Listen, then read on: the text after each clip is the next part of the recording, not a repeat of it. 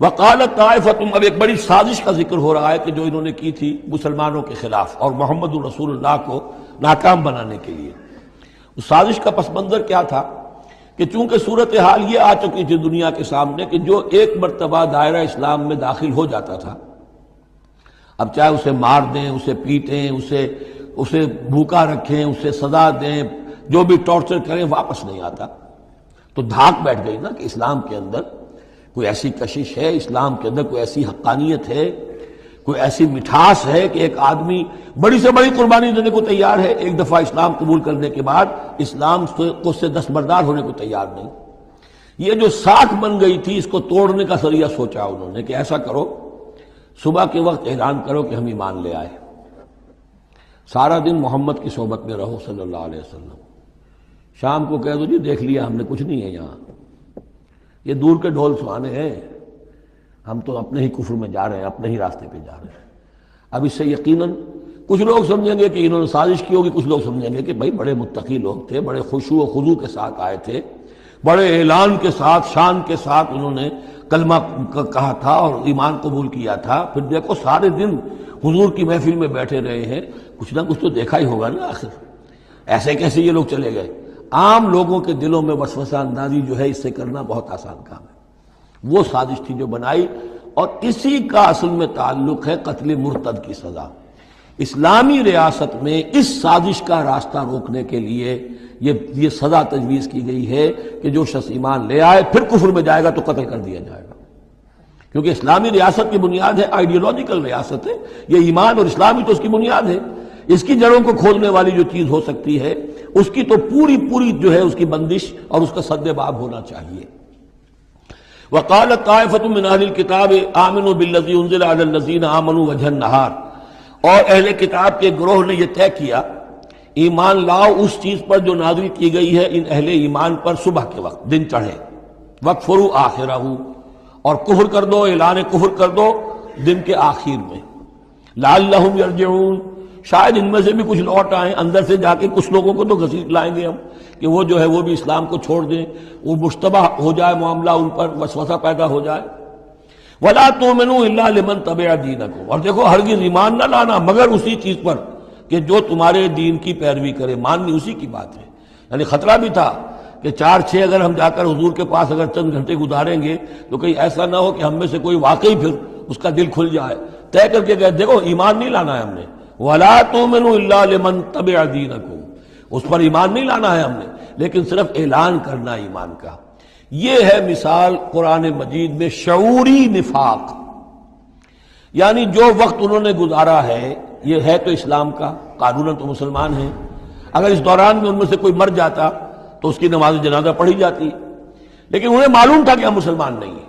جبکہ ایک وہ غیر شعوری نفاق ہے کہ اندر ایمان ختم ہو چکا ہے لیکن انسان سمجھتا ہے میں تو مومن ہوں، حالانکہ اس کا کردار وہ جو ہے منافقانہ ہے، اس کا عمل منافقانہ ہے، اور اس کے اندر سے ایمان کی پونجی جو ہے جیسے کہ دیمک کسی کڑی کو کھا جائے تو شیطین کو چٹ کر چکی ہے دیمک، لیکن یہ کہ بہرحال اوپر ایک پردہ پڑا ہوا ہے، وہ ہے غیر شعوری نفاق اور یہ ہے شعوری نفاق۔ قل ان الہدی ھدی اللہ، اے نبی ان سے کہہ دیجئے دیکھو اصل ہدایت تو اللہ کی ہدایت ہے۔ ان یؤتی احد، اب یہاں پر پھر ان کا قول آ رہا ہے کہ دیکھو ایمان لانا نا، ان یؤتی احد مثل ما اوتیتم، مبادا کسی کو وہ شے دے دی جائے جو تمہیں دی گئی تھی۔ یہ رسالت، یہ مذہبی پیشوائی، یہ تو ہماری میراث تھی، ہم اگر انہیں مان لیں گے تو وہ چیز ہم سے ان کو منتقل ہو جائے گی، لہذا ماننا تو نہیں ہے، لیکن یہ کہ ان کی بہرحال کسی طریقے سے ہوا اکھیڑنے کے لیے ہمیں یہ کام کرنا ہے۔ اور یحاجوکم عند ربکم، یا تمہارے خلاف حجت قائم کریں اللہ کے نزدیک۔ قل ان الفضل بید اللہ، کہہ دیجئے ان سے کہ فضل کل کا کل اللہ کے ہاتھ میں ہے، یؤتی ہے من یشاء، وہ جس کو چاہتا ہے دیتا ہے۔ اس نے 2000 برس تک ایک منصب پر تمہیں فائز رکھا، اب جو ہے تم اس منصب کے نااہل ثابت ہو چکے ہو، تمہیں معذور کر دیا گیا، اور اب ایک نئی امت ہم نے بنائی ہے اور اس کو اس مقام پر نصب کر دیا ہے، انسٹالیشن ہو چکی ہے۔ واللہ ذو الفضل العظیم، قل ان الفضل بید اللہ یؤتیہ من یشاء واللہ واسع علیم، اللہ بہت وسعت والا اور جاننے والا ہے۔ یختص برحمتہ من یشاء، وہ مختص کر لیتا ہے اپنی رحمت کے لیے جس کو چاہتا ہے۔ واللہ ذو الفضل العظیم، اللہ بڑے فضل کا مالک ہے۔ ومن اہل الکتاب، اب یہاں ایک اور نقطہ سمجھ لیجئے کہ برے سے برے گروہ کے اندر بھی کہیں نہ کہیں کوئی افراد اچھے بھی ہوتے ہیں. داعی کے لیے یہ ضروری ہے کہ ان کو بھی مینشن کرتا رہے کہ ان میں اچھے لوگ بھی ہیں، تاکہ وہ جو لوگ ہیں ان کے دلوں کے اندر نرمی پیدا ہو. اسی طرح برے سے برے آدمی میں کوئی اچھائی بھی ہے. آپ اگر اسے دعوت دے رہے ہیں حق کی طرف، اس میں جو اچھائی ہے اس کو مانیے، تاکہ اسے معلوم ہو کہ اسے مجھ سے قد نہیں ہے، دشمنی نہیں ہے. جو میری بات واقعی اچھی ہے اس کو تو یہ تسلیم کر رہا ہے، لیکن جو بات غلط ہے اس کو رد کر رہا ہے. تو یہ دعوت کا اور تبلیغ کا بہت اہم حصہ ہے. اگر آپ ٹوٹلی نگیٹ کر دیں گے تو وہ بھی کہے گا کہ یہ بھی اندھا بہرا ہے تو میں بھی اندھا بہرا رہوں، یہ میری اچھائی کو بھی نہیں دیکھ سکتا، صرف میری برائی نظر آ رہی ہے. اور اگر وہ سمجھے کہ میری برائی کی بھی صحیح نشاندہی کر رہا ہے، جو میری اچھائی ہے اس کو بھی مان رہا ہے، تو اس کا دل کھلے گا، وہ آپ کی بات سنے گا. وَمِنْ أَهْلِ الْكِتَابِ مَنْ إِنْ تَأْمَنْهُ بِقِنْطَارٍ، اہل کتاب میں سے ایسے بھی ہیں کہ اگر ان کے پاس تم امانت رکھوا دو ڈھیروں مال، یؤدِّهِ إِلَيْكَ، وہ تمہیں پورا پورا واپس کر دیں گے. امانت دار ان میں موجود ہیں. وَمِنْهُمْ، اور ان میں سے ایسے بھی ہیں، مَنْ إِنْ تَأْمَنْهُ بِدِينَارٍ، ان کے پاس اگر ایک دینار بھی امانت رکھوا دو، لا یؤدِّهِ إِلَيْكَ، وہ تمہیں واپس نہیں کرے گا، ادا نہیں کرے گا تمہیں، الا ما دمت علیہ قائما، الا یہ کہ تم اس کے سر کے اوپر کھڑے ہو جاؤ، مسلط ہو جاؤ، تب تو دے دے گا ورنہ نہیں دے گا. اچھا یہ ہے ان کے اکثر کا کردار. لیکن جو بھی تھوڑے بہت تھے ان میں ان کی اچھائی کا بھی ذکر کر دیا. اور بالفعل اس قسم کے کردار کے لوگ جو ہیں وہ عیسائیوں میں تھے، یہودیوں میں تو نہ ہونے کے برابر تھے. لیکن اہل کتاب کا مسئلہ ہو رہا ہے، اس میں یہ دونوں گروپ موجود ہیں. ذالک بانہم، اور یہودیوں میں یہ کردار کیوں آ گیا ہے، کیوں بے ایمانی خیانت کیوں آ گئی؟ ذالک بانہم قالوا لیس علینا فی الامیین سبیل، یہ اس لیے کہ انہوں نے یہ عقیدہ گھڑ لیا ہے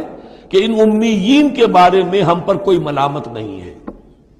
یہ اچھی طرح سمجھ لیجئے، یہودیوں کا یہ عقیدہ تورات میں نہیں ہے، لیکن اصل جو کتاب ہے ان کی مذہبی وہ تورات نہیں ہے، تالمود ہے. یوں سمجھیے کہ تورات تو ہے ام الکتاب ان کی جو بھی ہے، لیکن جو ان کا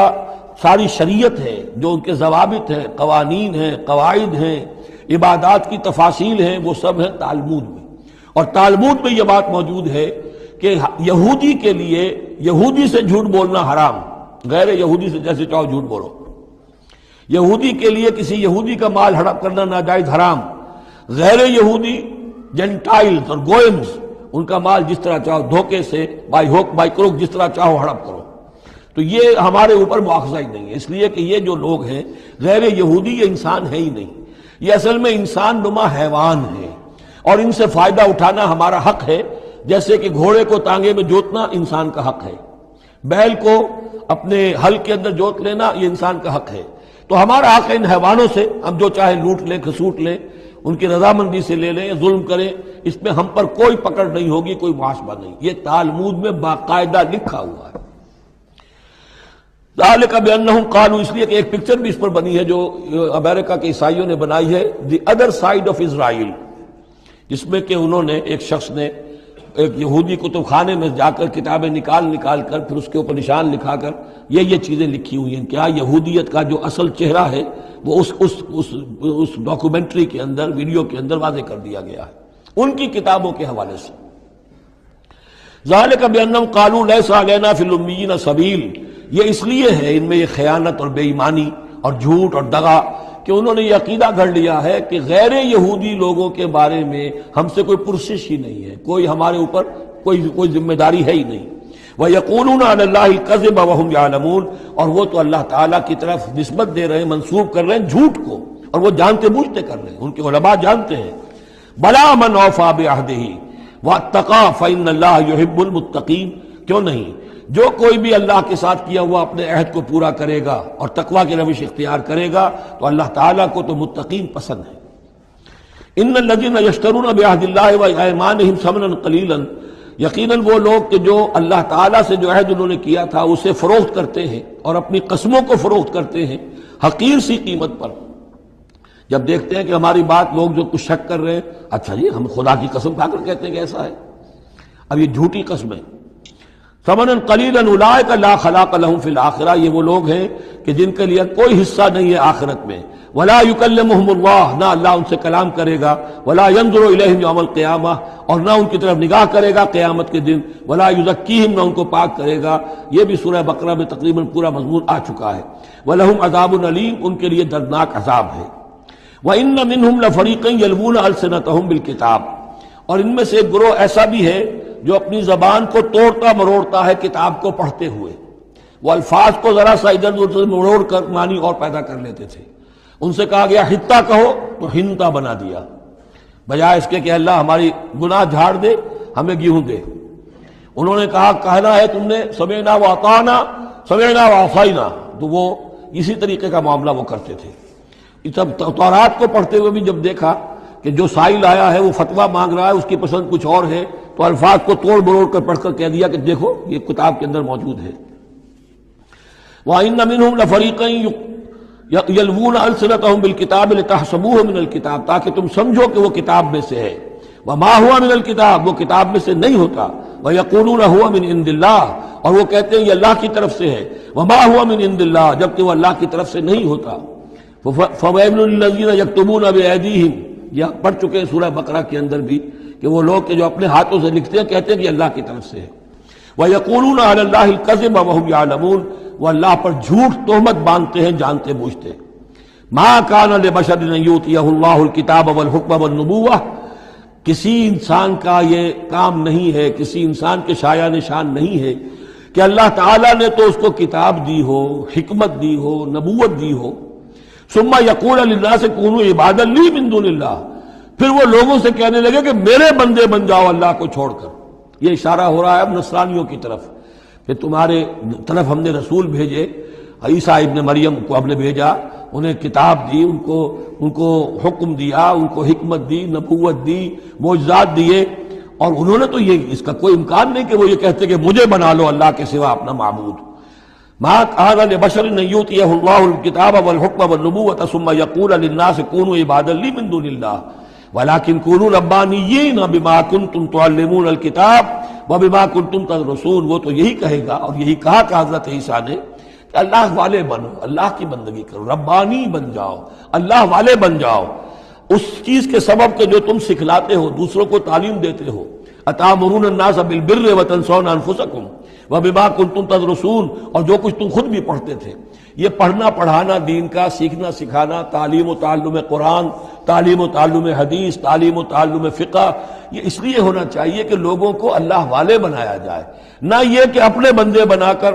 اور ان سے نذرانے وصول کر کے ان کا استحصال کیا جائے۔ وَلَا يَأْمُرُكُمْ أَن تَتَّخِذُوا الْمَلَائِكَةَ وَالنَّبِيَّ أَرْبَابًا، وہ کبھی بھی تمہیں اس بات کا حکم نہیں دے گا کہ تم فرشتوں یا انبیاء کو رب بنا لو۔ فرشتوں کو رب بنایا مشرکین مکہ نے، فرشتوں کے نام پر اپنی وہ مورتیاں انہوں نے بنائی، لات، عزا، منات، اور انہوں نے ایک نبی کو اپنا رب بنا دیا۔ ایامرکم بالکفر بعد اذ انتم مسلمون، تو کیا وہ ایسا بندہ اللہ کا جس کو اللہ نے نبوت سے سرفراز کیا ہو،